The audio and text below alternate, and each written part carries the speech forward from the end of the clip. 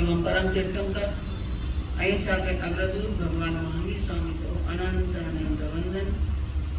मेरे आस्था के आयाम लाखों करोड़ों के हृदय सम्राट समता सागर परम पूज्य आचार्य भगवान एवं परम पूज्य तपस्वी राशि गणेश राज माता के चरणों में कोटि से वंदन करने के पश्चात, जिन्होंने हमें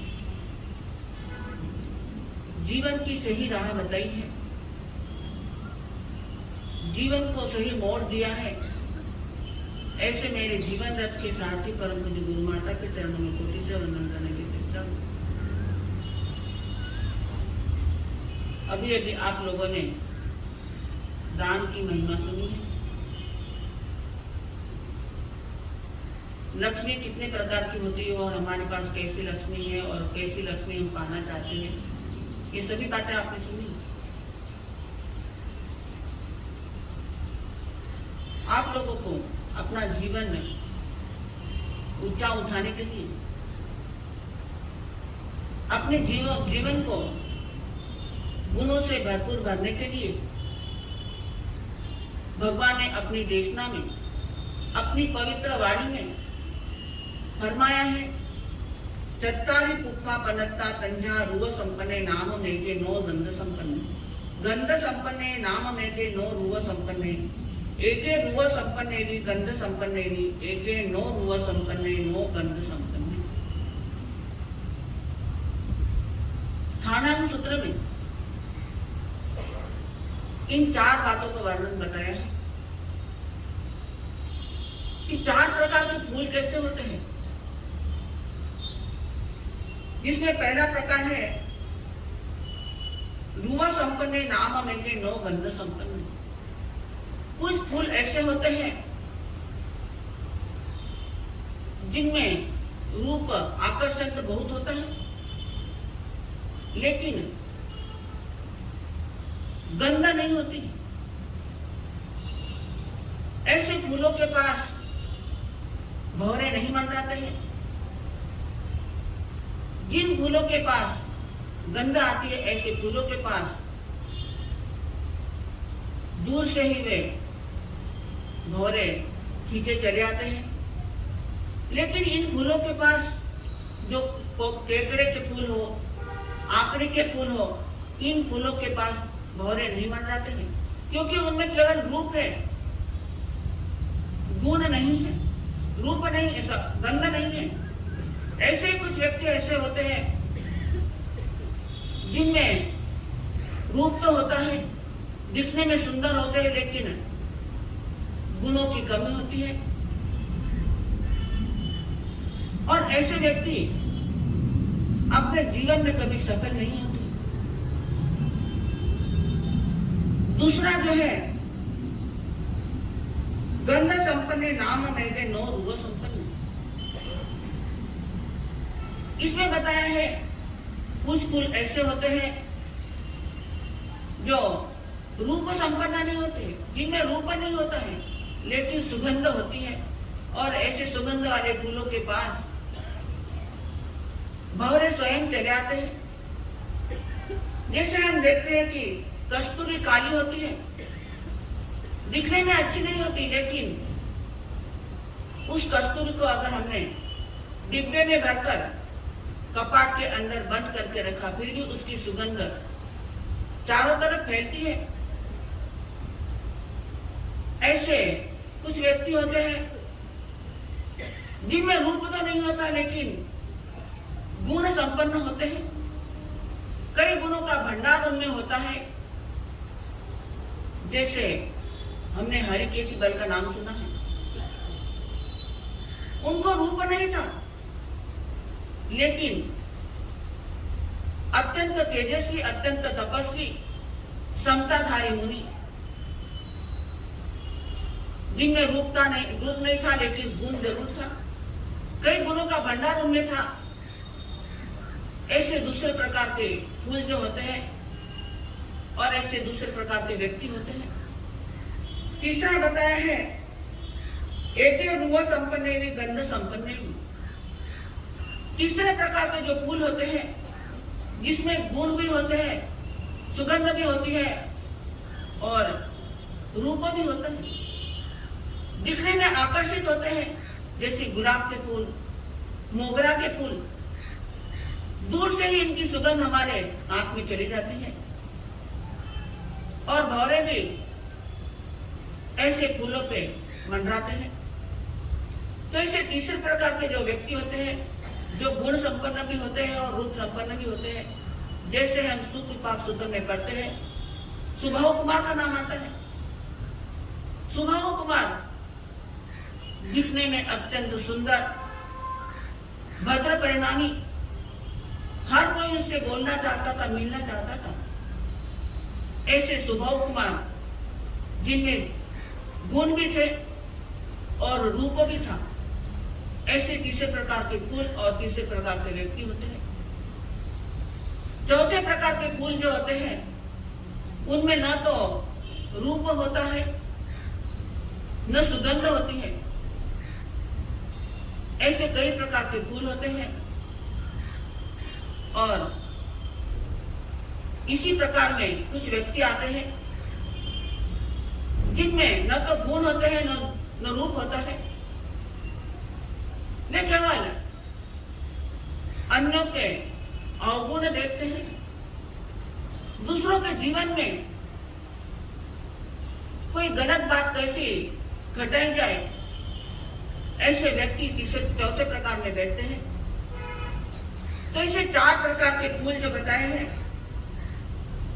हमें हमारे पास भले रूप न हो, लेकिन जिन जिन के पास जो जो गुण है, जो जो अच्छी बातें हैं, जो अच्छाइयां हैं, जो खूबियां हैं, हमें लेनी है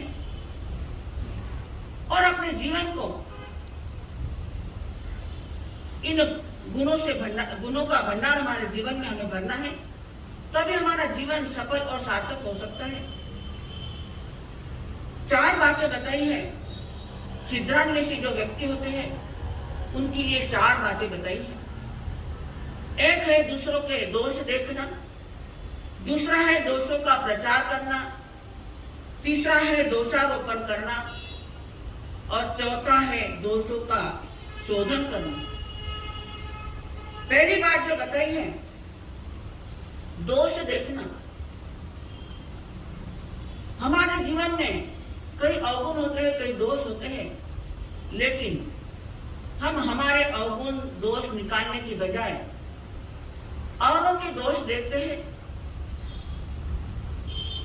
और स्वयं के दोष न देखते हुए जो व्यक्ति औरों के दोष देखता है, केवल औरों में दोष ही दोष दिखाई देते हैं, ऐसा व्यक्ति जीवन में दुष्प्रचारित होता है, हमेशा कलंकित होता है, दूषित होता है।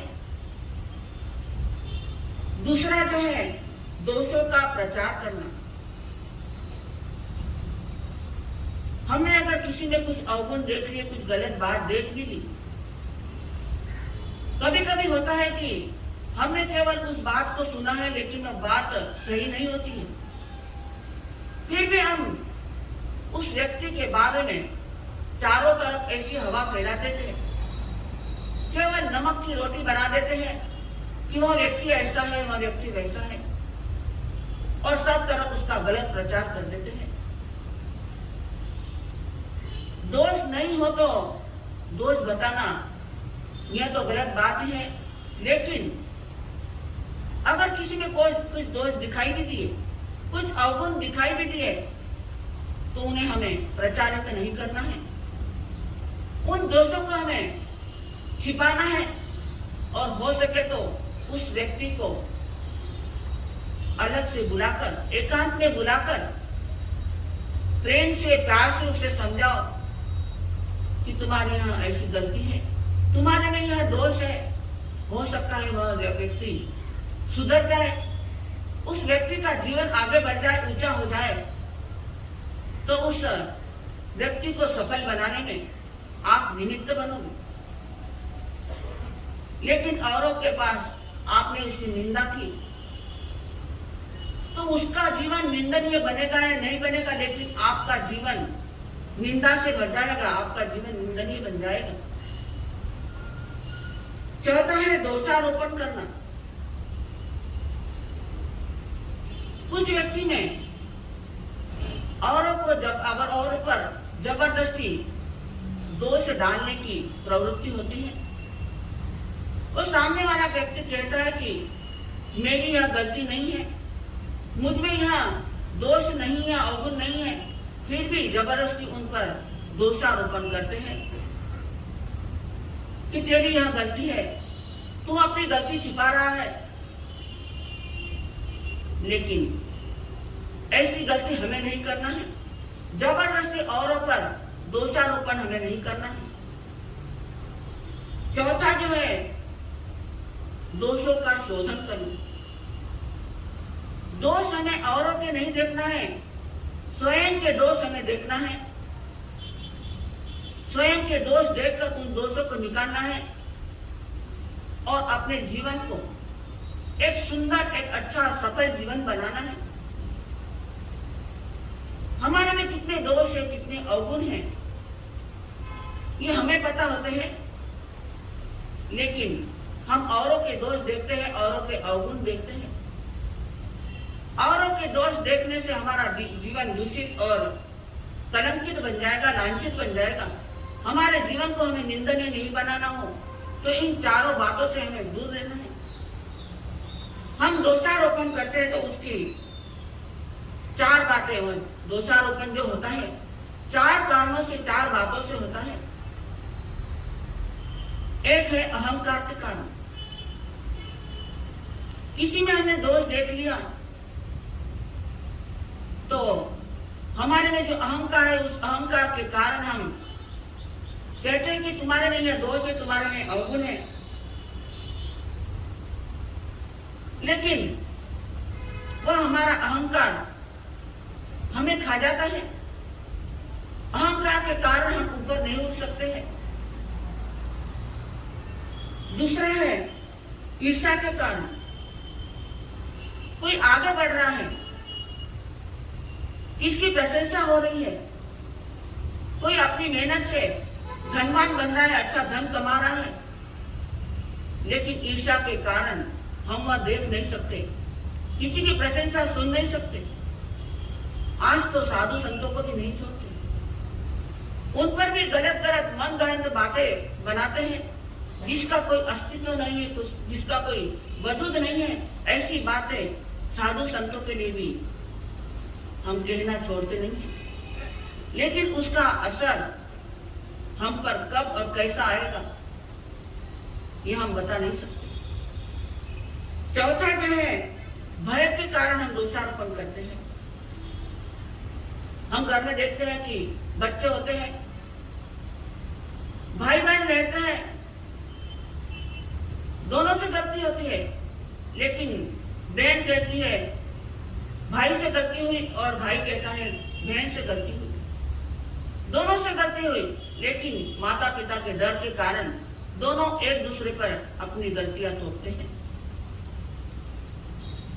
एक गांव में दोनों भाई हम शक्ल थे, लेकिन उसमें एक उद्यमी था, बड़ा उपद्रवी था, और दूसरा जो था बड़ा सीधा साधा और शांत स्वभाव का था। जो उद्यमी व्यक्ति था वह गलतियां करता और मात इसे सीधे साधे व्यक्ति को करती थी, हमेशा वह पीटा जाता था। एक बार वह बहुत खुश दिखाई दिया, इतना ज्यादा खुश कि लोगों ने उससे पूछा कि तुम इतने खुश क्यों हो? तब उसने कहा कि आज सारा हिसाब चुकता हो गया। ऐसी क्या बात हो गई जो सारा हिसाब चुकता हो गया? नहीं, आज सारा हिसाब चुकता हो गया। अरे भाई कहो तो सही कि कौन सा हिसाब चुकता हो गया? तब उसने उस शांत स्वभाव वाले व्यक्ति ने कहा, मरा मैं लेकिन दफनाया उससे गया। मरा मैं लेकिन दफनाया उससे गया है। तो ऐसा भय के कारण हम दोषारोपण करते हैं। और चौथा जो है उपभोग, लालच के कारण हम किसी व्यक्ति पर दोषारोपण करते हैं, किसी व्यक्ति की हालत हम खराब कर देते हैं। एक बार की बात है, एक गांव में बाबा भारती और डाकू खड़क सिंह दोनों रहते थे। बाबा भारती अत्यंत लोकोपकारी, दूसरों का भला करने का उनका स्वभाव था। दिल में दया, करुणा, मानवता भरी हुई थी। किसी का दुख में देख नहीं पाते थे। और खड़क सिंह तो डाकू ही था। उस बाबा भारती के पास एक सुल्तान नाम का घोड़ा था, जो बाबा भारती को अत्यंत प्राण प्रिय था। जान से भी प्यारा वह घोड़ा था। डाकू खड़क सिंह उसने सोचा कि मुझे यह घोड़ा चाहिए, मेरे काम का यह घोड़ा है, मैं डाके डालता हूं तो इस घोड़े का मुझे उपयोग होगा, इस घोड़े का मुझे काम आएगा। एक दिन उसने ऐसा कुचक्र चलाया। एक रास्ते पर अपाहिज बनकर जाकर सो गया। हाथ पांव में पट्टियां लगा ली और अपाहिज जैसे सो गए। उसी रास्ते से बाबा भारती उस घोड़े पर सवार होकर निकले। उन्होंने देखा कि रास्ते की साइड में एक अपाहिज व्यक्ति खड़ा है। वो घोड़े से उतरे और उसने उस व्यक्ति से पूछा, क्या हुआ है? तब उस व्यक्ति ने उसे सहायता की, मदद की, गुहार की, पुकार की। और बाबा भारती ने उसे उठाया। उसे पूछे तो मैं कहाँ जाना है? तो उस अपाहिज व्यक्ति ने कहा कि मुझे पड़ोस के गांव में जाना है, लेकिन मैं चल नहीं पा रहा हूं। बाबा भारती ने उसे उठाया और हाथों का सहारा देकर अपने घोड़े पर बिठाया। तब उस अपाहिज ने कहा कि आप दोनों कैसे बैठेंगे? तब बाबा भारती ने कहा, दोनों बैठ सकते, कोई हरकत नहीं है। लेकिन उस अपाहिज ने कहा, नहीं, दोनों नहीं बैठ सकते। तब बाबा भारती ने कहा कि मैं पैदल हाथ में लगाम लेकर चलूंगा, क्योंकि तुम्हारा गांव ज्यादा दूर नहीं है। मैं पैदल ही चलूंगा, तुम घोड़े पर आराम से बैठो। वो घोड़े पर बैठा और बाबा भारती पैदल चलने लगे, अपने हाथ में लगाम लेकर। 25-50 कदम नहीं चले होंगे कि उस अपाहिज ने, जो खड़क सिंह था, उसने उस लगाम को खींचा और अपने हाथ में ले ली। थोड़ा आगे, कुछ कदम आगे पहुंचा और उसने बाबा भारती से कहा कि मैं अपाहिज नहीं हूं, मैं खड़क सिंह हूं, डाकू खड़क सिंह मैं हूं। मैं कई दिनों से सोच रहा था कि इस घोड़े को कैसे अपनाएं, लेकिन आज ऐसा मौका मुझे मिला। अब मैं यह घोड़ा तुम्हें कभी नहीं दूंगा, यह घोड़ा मेरा है। सुनकर बाबा भारती स्तब्ध हो गए, क्योंकि वह घोड़ा उनका प्राण प्रिय था, जान से भी प्यारा घोड़ा उनका था। उन्होंने खड़क सिंह घोड़ा लेकर आगे चलने लगा, लेकिन बाबा भारती ने उससे कहा, 1 मिनट रुको, तुम्हें घोड़ा ले जाना है तो ले जाइए, लेकिन मेरा एक निवेदन है,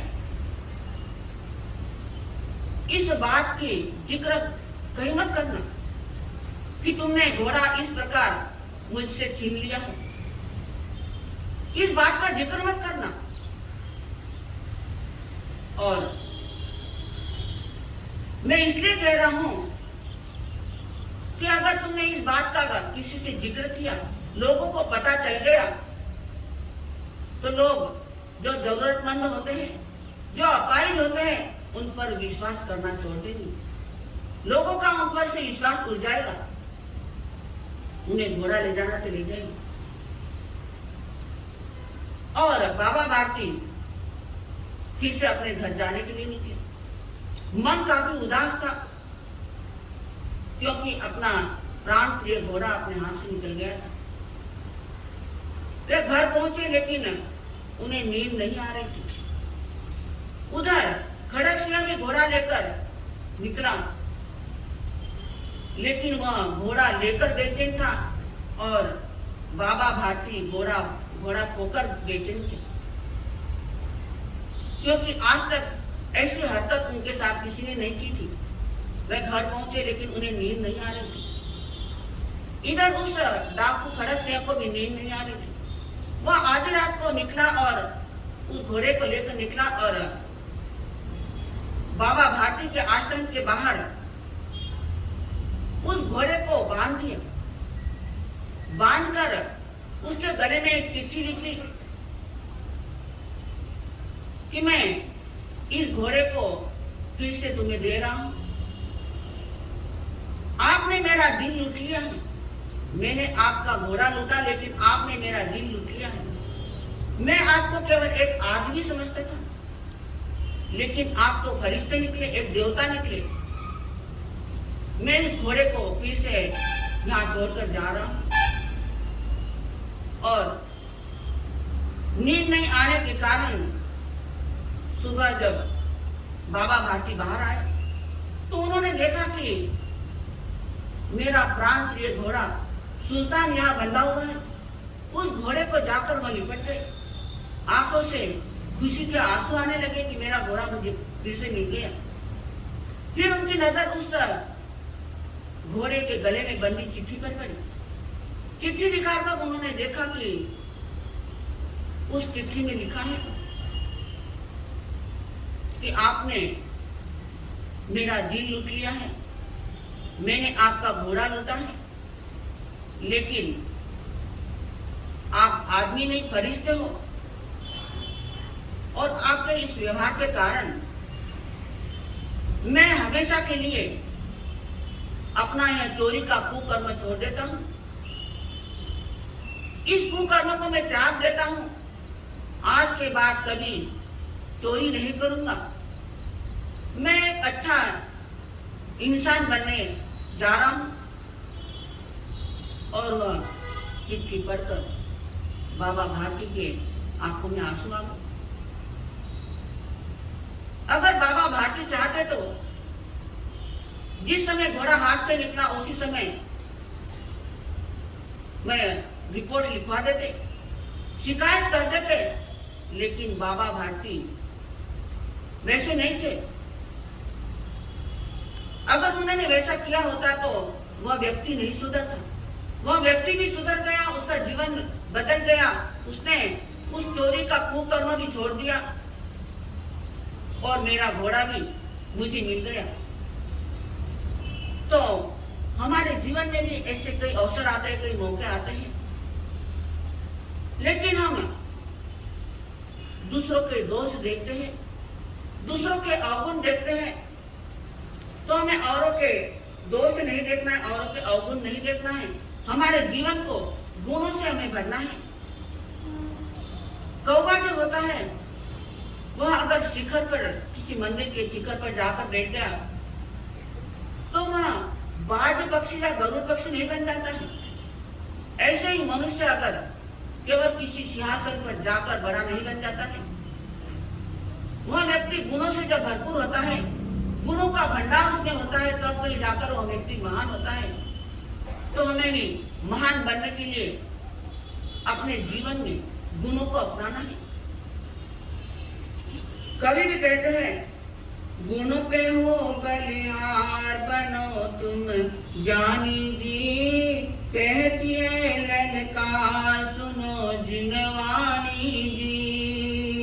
गुण पे हो बलिहार तुम बन ज्ञानी जी, कहती है ललकार सुनो जिनवानी जी।